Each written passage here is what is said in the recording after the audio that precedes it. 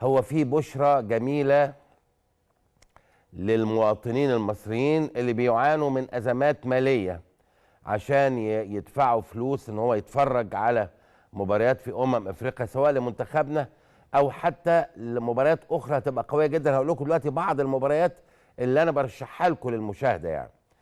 ففي قناتين افريقيتين هيذيعوا على المفتوح بالمجان.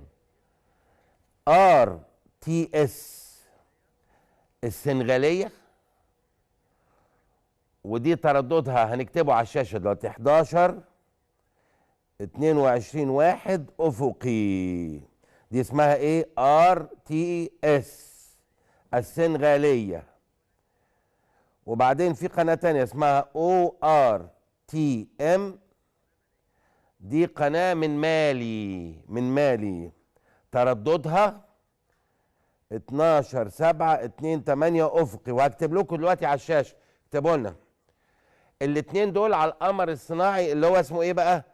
اوتيل سات. هكتب لكم كل ده واحنا عايشين مع بعض لغايه البطوله كل يوم والتاني هفكركم ما تقلقوش، وهنزلها لكم على صفحتكم في مساء الانوار. احنا مش ضد حد، احنا مع المواطن المصري اللي عايز يتفرج على كره قدم وعايز يتمتع على الغذاء الروحي بتاعه، وهي هذه البطوله الكبرى، خاصه ان فيها منتخب بلاده منتخب مصر طبعا. فاحنا جبنا لكم قناتين افريقيتين، واحده من السنغال والتانيه من مالي، الاثنين على اوتيل سات ده هتلاقيه في الاقمار اللي عندك. عمليه سهله جدا، بتخش على اوتيل سات، بتحط التردد ده والتردد ده، تتفرج على الماتشات ازاز